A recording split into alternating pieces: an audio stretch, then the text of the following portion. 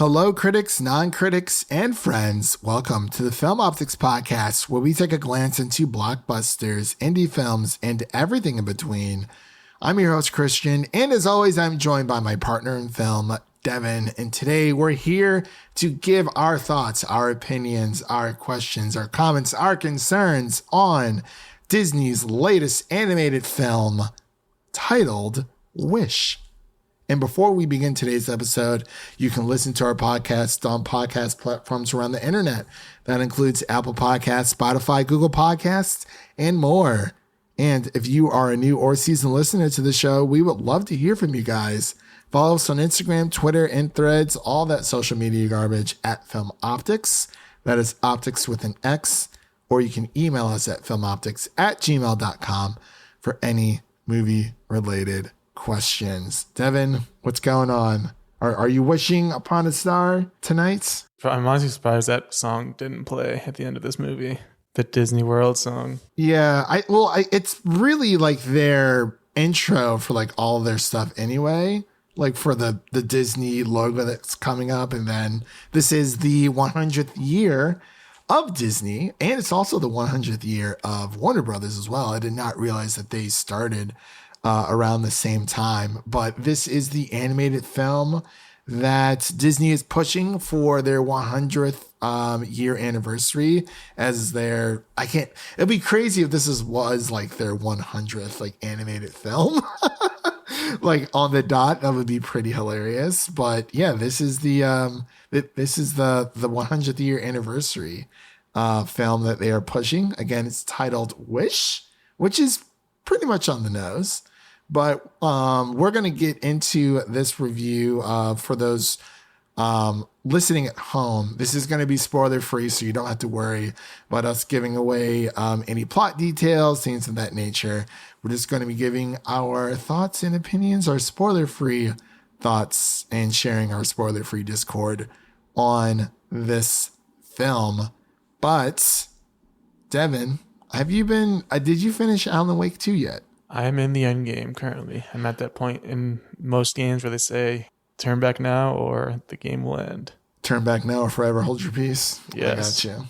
I have not entered yet, but it's getting there.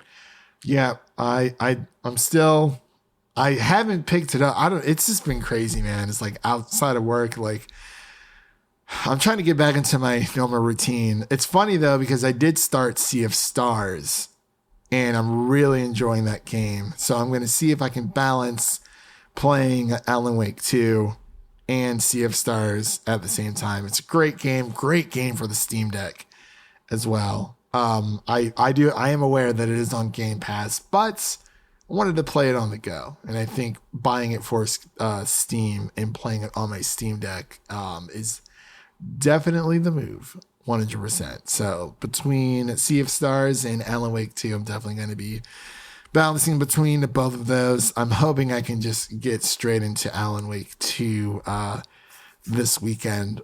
We shall see, but I'm praying that I can just like dedicate some time to it. Gotta beat Nightingale because he is crazy. But I'm glad that you are, enjoying Alan Wake 2. But I wanted to ask you, if you were to wish for something upon a star, what would it be? I would wish for $1 million. $1 million. Just nice and easy. Money's buying happiness. I feel it. Yeah, it usually does.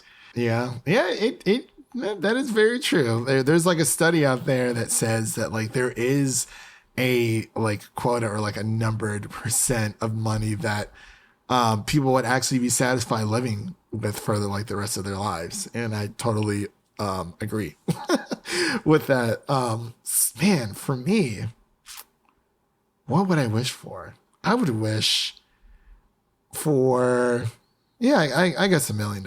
Or, gosh, I don't know. I would wish for a house that has like a built-in movie theater.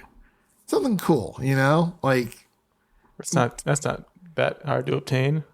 I don't know, man. It's pretty hard getting a house out here. In this economy, oh boy, it's crazy. But yeah, $1 million. It's a good answer, very safe answer, but a very good answer as well. Honestly, couldn't really think of anything else. I'm not entirely sure. There's a lot of things that people wish for, but I mean, obviously, wish for more wishes. That's the classic. yeah, but I don't know. I feel like that's like the easiest cop out ever. Like it's got to be one wish, one wish, when you wish upon a star. But as I mentioned before, we're going to be getting into our spoiler-free review of Wish. So without further delay, we'll be right back after this introduction to Wish.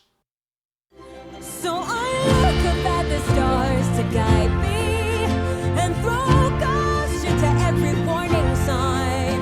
I'm sure there will be challenges that find me, but I can take them on one at a time. So I make this wish to have something more for us than this. So I make this wish to have something more for us than this. More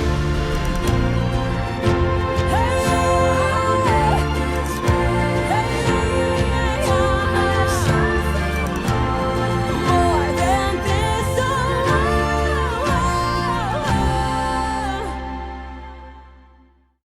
And we are back with our Wish spoiler-free review. The directors of this film are Chris Buck and Fawn Veerasunthorn. I think that's how you pronounce it. I've been practicing that all day, and that's as close as I've gotten. So the writers include Jennifer Lee, Allison Moore, and Chris Buck as well. And stars Chris Pine, Ariana DeBose, and Alan Tudyk, just to name a few. There's actually a lot of characters in this film, and not that it's hard to keep up with. It's just there's a lot of characters in this film, but what this film is, it's supposedly a culmination of celebrating Disney's 100th anniversary with a new animated film. Not necessarily hand-drawn, but not necessarily all the way CGI. It's kind of like in the middle almost. But on my second round, I was able to watch it in full. So I'm very excited that I was able to actually stay up, because the first time, as I've said before, for those who don't know the story, I went to my early screening after a long day of employee appreciation on my side. We had a employee appreciation day at Dave & Buster's, and I'm not sure if anyone stayed at Dave & Buster's for more than 7 hours, but it takes a lot out of you. So later that night, I went to my Wish screening and I fell asleep. Literally 10 minutes in, missed the whole movie, but I was able to watch it again thanks to Disney's For Your Consideration FYC screenings that I've been sent. So I watched it last night and I thoroughly enjoyed it, but I'm going to pass it over to Devin so he can give his spoiler-free thoughts on Wish. Yeah, going into this one, this movie wasn't like high on my radar, or I guess you could say high on my wish list as far as movies for the year. I knew it was coming out. I had seen a couple trailers, but it never really like sparked anything crazy. And I was kind of surprised to see like a lot of the discourse surrounding this movie once it released, like a lot of negativity around this one, where kind of the extreme reactions and opinions that have been coming out, where people have been kind of trashing the movie. I don't know if you've seen that too, but it's definitely been getting the rounds on the internet. Yeah, like I've seen it here, and like when, for some context for listeners out there, this is just us, taking to the streets of like Twitter, Instagram, mainly Twitter, seems to be a big cesspool of stuff. But sorry, continue. Yeah, I was actually just going to pull up the Rotten Tomatoes score real quick, because it's sitting at a 49% currently, which obviously is not a very good score for a Disney movie specifically. Is that for critics? Yeah, critics 49, audience 81. Wow, that is insane. Hold on, let me pull this up myself, because that is great. Oh, there's another movie called Wish that came out this year as well. Yeah, I think for me, going into this movie, like as soon as it starts, I wasn't a fan of the animation and how it really looked. Like you said, it's kind of an in-between, a mixture of the classic drawing style and some of the CGI, and it just doesn't really work for me. It just kind of feels like it's stuck in the middle of the two and doesn't really have that visual appeal of either of them when it tries to combine both of them. But as far as the story goes, it's kind of a real safe story for Disney to tell. It's a classic safe Disney story, where, like you said, it's kind of a culmination of all of Disney's other animated movies put into one, and kind of some of the ideas and even characters from those movies are in here.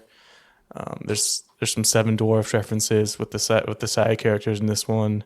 There's Peter Pan references. Like, it's just kind of a celebration of Disney, considering it is the 100th year anniversary for Disney. And I think that's part of the issue, is that this is the 100th year anniversary of Disney, and this is the big movie that's supposed to come out, and it just kind of falls flat. Like, I don't think there's anything necessarily bad about this movie. I don't think the animation is bad. I don't think the writing is bad.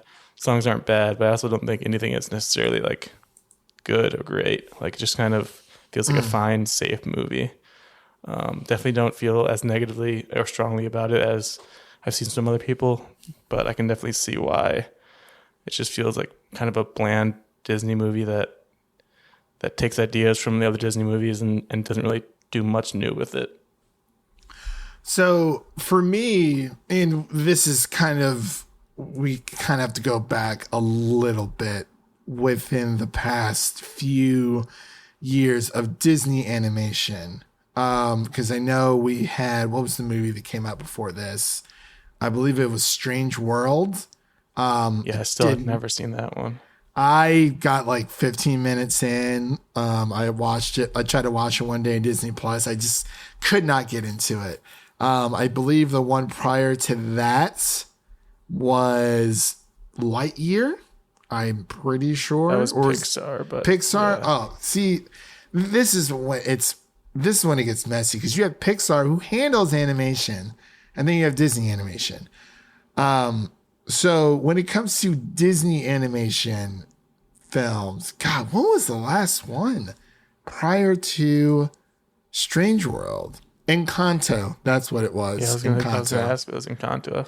Yeah. So yeah, it was Encanto, which I did enjoy. It was definitely their last hit. That's for sure. See, I think it was a hit mainly because of the music. The music was fantastic in Encanto. Yeah, I think that's another big issue here. The music just is kind of forgettable. Like, I've already forgotten all of them, really. I like the Wish song that they sing, but outside of Encanto, I think the prior one to that was Raya and the Last Dragon, because that was around the whole COVID situation that was happening. So I would say within recent years, between like Strange World, Raya, and Encanto, I think Wish is a good Disney movie. I think it's a good classic Disney film, because you have Chris Pine playing the sorcerer / the villain, and he feels like a Disney villain, and I feel like we haven't had that in a very long time. Yeah, it is an interesting concept to have the villain so upfront about it, and you like know right away that he's the classic Disney villain and kind of the main character. Yeah, and so that's where and I think that's this movie's strength, is Chris Pine playing the villain of this movie. When it comes to Ariana DeBose's character, Asha, who was the main character, I like her as a character. I love what she stands for. You know, she wants to protect everyone's wishes.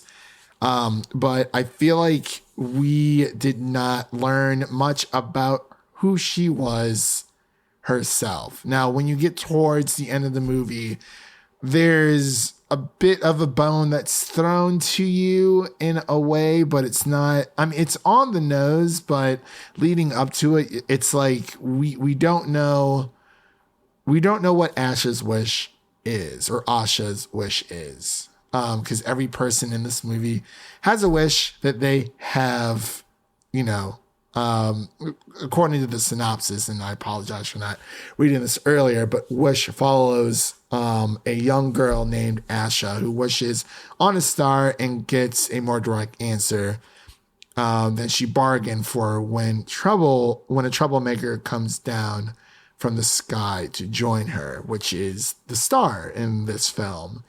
And so, you know, without giving anything away, I feel like we could have learned more about Asha herself, or I keep saying Asha, I'll just say Asha.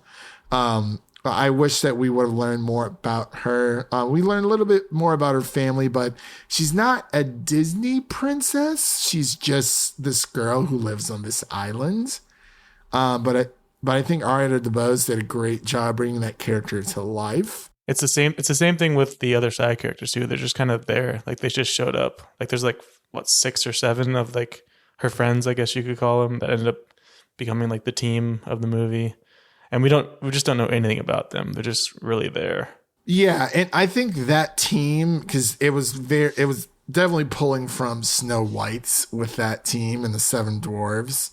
And you know, there's a bunch of other like Disney references here, not necessarily in your face, but they kind of just come and go, almost like, you know, cameo appearances do in Spider-Verse, where, you know, they're a part of the story, but they're not like the driving force of the film. They're kind of just there in the backgrounds.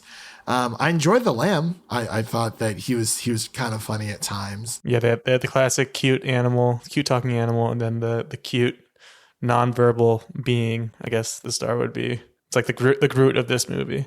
Right.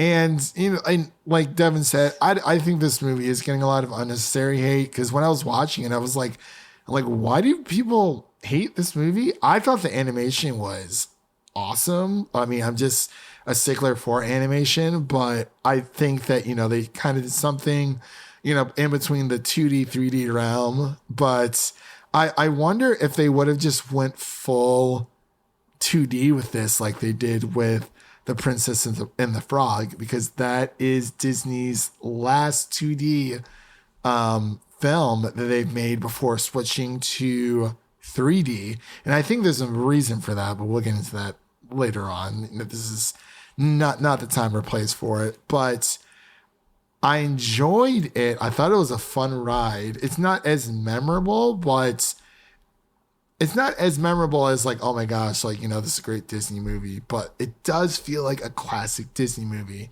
And I think that's what does it does best with the mustache twirly villain, and, you know, everything that Chris Pine brings to this story, and everything Ariana DeBose does as well. But yeah, I can't say it's forgettable. I definitely do not agree with that 49% on the critic side, but I don't necessarily agree with the 81% either. On the audience score, I think this is a middle of the road fine Disney movie, but I think there's a bigger factor as to why it's not performing as well.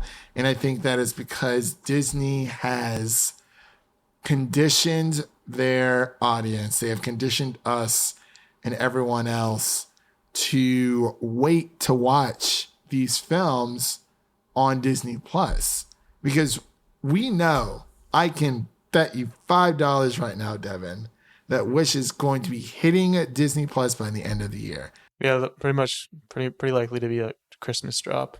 Family Christmas movie to watch.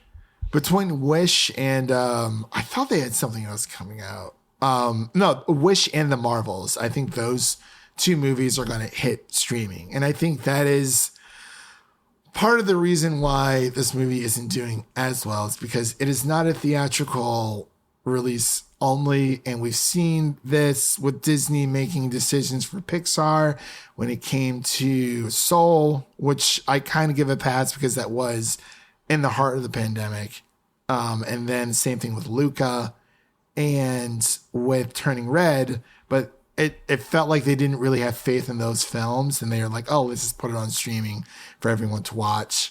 But then they put Lightyear in theaters only, and that didn't do well. They put Strange World in theaters only, and that didn't do well, because people know that if Disney releases a movie, whether it's Marvel, Star Wars, Disney Animation, or Pixar, it is going to be on Disney Plus within 30 to 45 days of its release. And people will wait for that. People will say, oh, I don't need to see this in theaters. You know, if you're babysitting, or if you have multiple children, you know, you and your spouse are trying to do like a movie night. It's like, hey, let's wait for Wish to come out on Disney Plus, and we'll watch it together at home as a family. So that's one factor. Another factor is people just aren't going to the movie theaters as much as they used to. And I went to go see Hunger Games, Ballad, Soundbursts, and Snakes for the second time.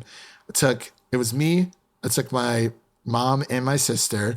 We drove out to Avon Lake because we wanted to see it in IMAX. And it was definitely worth it, 100%, seeing the Hunger Games prequel in IMAX. It was beautiful, breathtaking, took advantage of the entire screen. But each ticket was around $22 to $24, plus the drive out there, which was about like an hour, plus snacks. So that was around like between $120 and $140 altogether, plus time to get out there and drive back for one theatrical experience. Imagine kids, or, you know, a family with a bunch of kids wanting to take their children to go see Wish, but knowing it's going to hit Disney Plus within the next 30 to 45 days. It's 10 times easier for them to, well, it pays to wait, I should say. It pays to wait for them to wait for it to hit Disney Plus and watch it as a family all together, and then move on with their evening. Because nowadays, it pays to wait to watch a Disney movie, because you know it's going to hit Disney Plus within that amount of time. But what are your thoughts? I think that definitely could be an explanation as to why it might not be performing well financially, but I don't think that explains much of why it's not doing well critically as far as reviews goes. And I think that's kind of the bigger issue with this one. And I don't even remember if anyone was talking about the last one, Strange World. That one just really came and went. Like, I don't even know if anyone. What's the Rotten Tomatoes on that one? I'm gonna look that up, because I think that's definitely part of the performance as well, is that it's not being well reviewed, and I think there's a reason for that. As far as maybe not as extreme as the score is, but it definitely is more on the forgettable and safe side for a movie. Yeah, it's where we expect and have hope that animation can push boundaries and have new and creative ideas, because we've been spoiled the past 2 years with animation. I will say that, but at the same time, and I'm going to rip like kind of like a thing from Iman Vellani when she was talking about, you know, Marvel. Wow, Strange World has 72% critic and 66% audience. Maybe I need to watch it again. I don't know. Maybe one day. But so Iman Vellani, and I'm going to get to a point here in a second.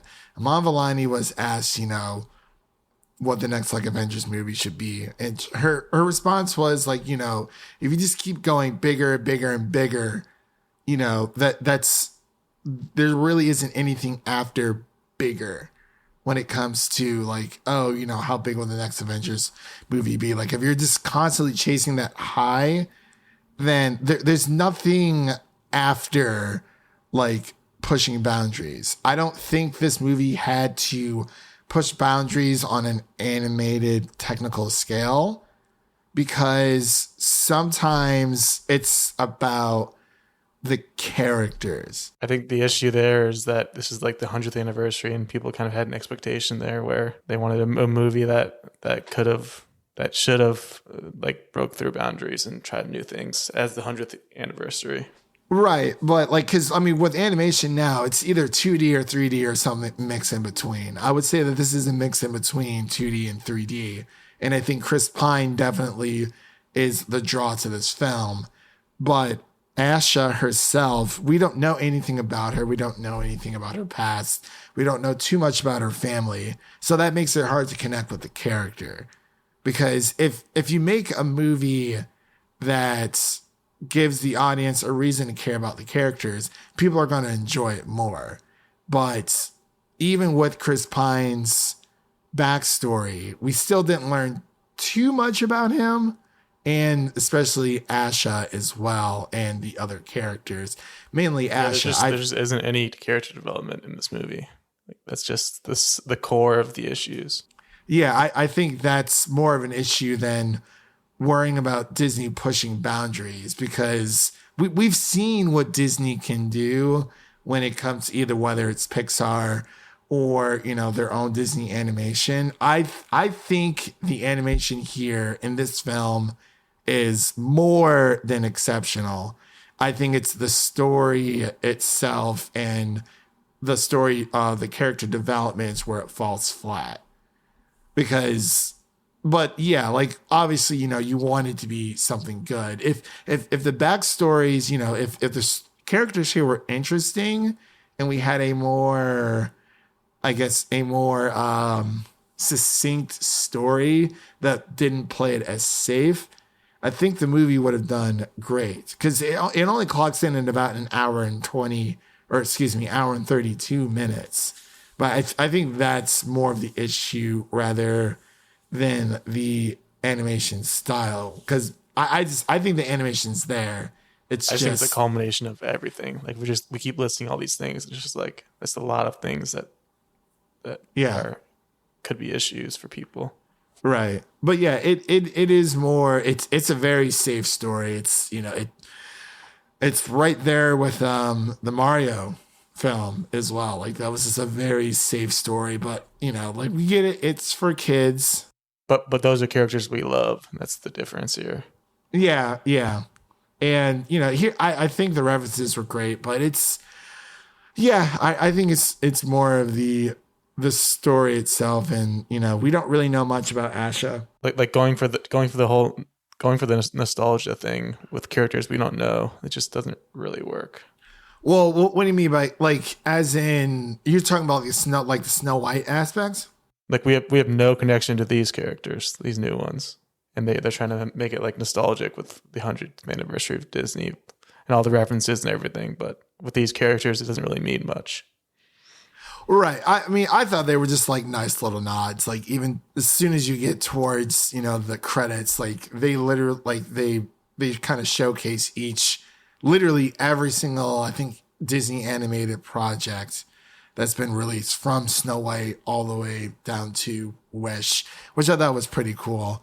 But yeah, when it came to those characters, I mean, they were the characters, just like a different personification of, you know, like those Snow White characters. Obviously, you had like a little bit of Peter Pan in there, Bambi. I would say a little bit of Brother Bear as well. But you know, they were kind of just like come and go type of characters, but I didn't mind them as much because like the dynamic was there. But I really just wanted to learn more about Asha and her backstory and who she is, because like we said, she's not, you know, she's not a princess in this movie, but she becomes, or is she is hinted to become, I think you can say something a little bit more. But if they would have played up that angle as to, you know, what she becomes, I think this film would have done better. Like if that premise was there from the beginning, I think that would have been cool. But yeah, like it's not a bad movie, but it's not like Disney's best either. I think it's just very middle of the road. There's things to like here, but there's things that they definitely could have improved upon. But I'm sorry. Did you have anything else that you wanted to mention before we get into our final thoughts and our ratings? We covered most of it. Okay. So yeah, let's get into our final thoughts and ratings here. I'll actually kind of just go first. Like I've said, I think I think it does have that Disney classic feel of like, you know, the villain and taking down the villain and just the story itself. A lot of Disney movies are very safe. I mean, for the most part, within recent years, it's been neither here or there, depending on the film, but this even though it's not performing as well as I think Disney wanted it to, I still feel like it has that Disney magic for sure. I mean, the songs are the songs. I don't think the songs are terrible, but not necessarily memorable outside of like one, like the main Wish song, just because I think I've heard it like multiple places, but it's not like Let It Go from Frozen or anything like that. But I think it is a solid attempt at another animated film. Do I think it would have done better 2D animated? I don't really know, because I think those issues are still there with character development and explaining who these characters are and giving the audience a reason to care about Asha and her friends and her family. But for a rating, I would probably give it like a 60 out of 100. I don't think it's the worst thing in the world. I think it is a little bit overhated altogether. Just kind of reading a few of the Rotten Tomato remarks here. But I just wish there was more of an emotional beat to the story. And, I think that character development would have definitely helped, just giving us more attachment to these characters. But Devin, what are your final thoughts and ratings on this film? Yeah, final thoughts for me. I don't have as strong of an opinion as I've seen from some other people on the internet. I just think it's a bit too safe of a movie here for Disney. Obviously, they try to pull from other Disney movies, a lot of Disney tropes, and it just doesn't really all come together in a satisfying way. I'm definitely not on the extreme end of it, but I would probably give it probably like a 55. Like it really is forgettable at the end of the day. But it's not bad or anything. Like, it's not a terrible movie. It's just kind of middle of the road, like you said. Yeah. I don't think it's as forgettable as Strange World, because this will always be known as the animated film that came out for Disney's 100th anniversary. So I will definitely remember it in that way. But yeah, Strange World.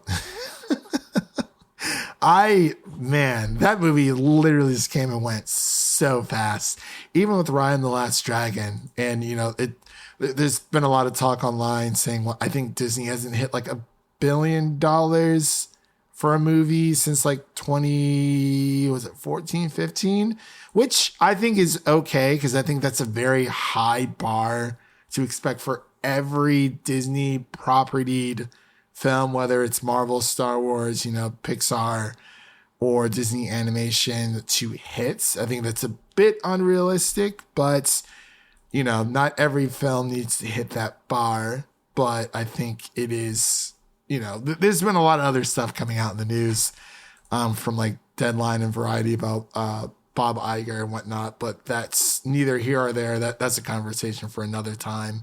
But yeah, I would think it's a pretty middling movie altogether. So I gave it a 60 out of 100. One more time, what did you give this film?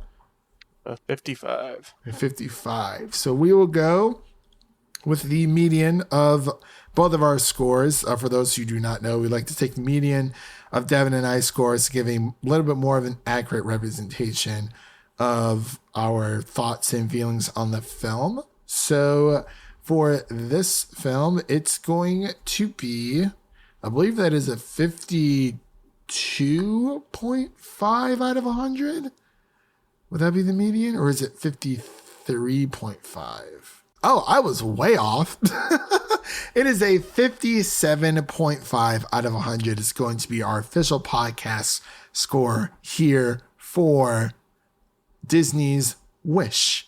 And with all that said, that does conclude today's episode.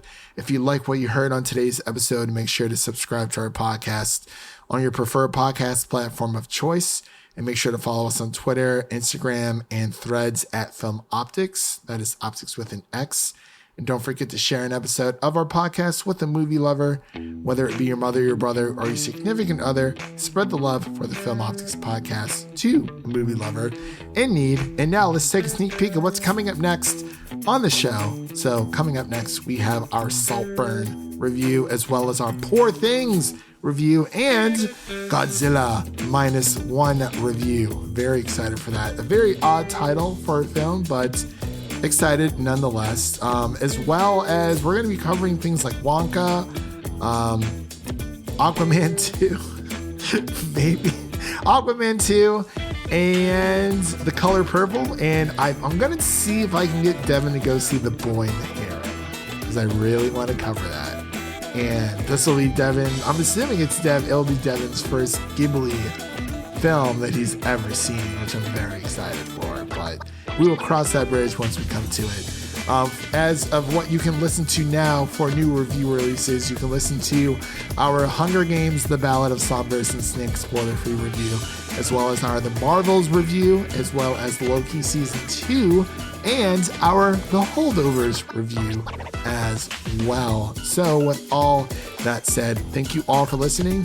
If you enjoy the show, please take a moment to leave us a 5-star rating and review on Apple Podcasts and Spotify, and stay connected with us by following us on Twitter, Instagram, and Threads, all that social media garbage, for the latest updates.